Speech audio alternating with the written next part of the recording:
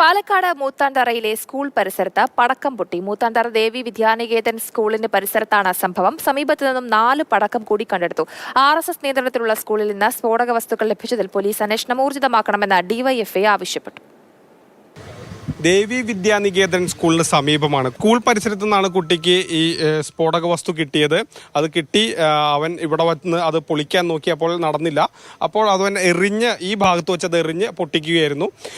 കാലിന് നേരിയ രീതിയിലൊരു പൊള്ളലുണ്ട്. മറ്റു ഗുരുതരമായ പ്രശ്നങ്ങളൊന്നും തന്നെ ഇല്ല. കുട്ടി പന്താണ് പറഞ്ഞ് കൊണ്ടുവന്ന് സാധാ വരുന്നതാണ്. ആ കുട്ടി ഇവിടെ കൊണ്ടുവന്നിട്ട് കല്ലുകൊണ്ട് കുത്തി, ഇവിടെ കുത്തി, എന്തോ പൊട്ടിയില്ല. ഈ അമ്മ ഇവിടെ ഇരിക്കുന്നുണ്ട്, പൊട്ടിയില്ല. രണ്ടാമത് എന്തായി, അത് കളയടാ പറഞ്ഞു.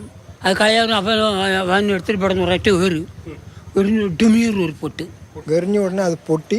അവനും ചെറിയ തോതിലുള്ള പരിക്കുകളുണ്ട്.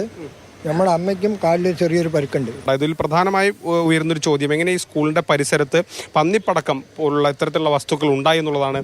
അടുത്ത് ഇവിടെ ഒരു വലിയൊരു ഒഴിഞ്ഞ സ്ഥലമുണ്ട്, പാടം പോലത്തെ ഒരു ഏക്കർ കിഴങ്ങ് ഒഴിഞ്ഞ സ്ഥലമുണ്ട്. അവിടുന്ന് നായ്ക്കളെ കൊണ്ടിട്ടതാണ് നമ്മുടെ നിഗമനം അങ്ങനെയാണ്. പിന്നെ പരിശോധിച്ചപ്പോഴാണ് ഒരു 4 കൂടെ ഇവിടുന്ന് കിട്ടിയത്. പന്നിപ്പടക്കാണോ? പന്നിപ്പടക്കം പോലത്തെ എന്തോ സാധനമാണ്. പോലീസുകാർ പറഞ്ഞത് നല്ല പഴക്കമുള്ള സാധനമാണ്. പോലീസ് ബാക്കി വന്ന പന്നിപ്പടക്കം ശേഖരിച്ചിട്ടുണ്ട്, കസ്റ്റഡിയിലെടുത്തിട്ടുണ്ട്. സ്ഫോടക വസ്തുക്കൾ എന്തൊക്കെയാണ് പൊട്ടിയത് തുടങ്ങിയ കാര്യങ്ങളൊക്കെ തന്നെ പരിശോധിച്ചിട്ടുണ്ട്.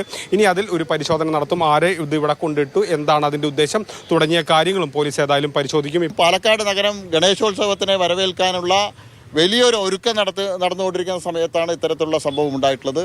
തീർച്ചയായിട്ടും ഇത് സംബന്ധിച്ച് നിഷ്പക്ഷമായിട്ടുള്ള സമഗ്രമായിട്ടുള്ള അന്വേഷണം വേണമെന്നാണ് ഞങ്ങളുടെ ആവശ്യം. മൽഗോഷി മോഹനൊപ്പം Google VS, Mathrubhumi news, Palakkad.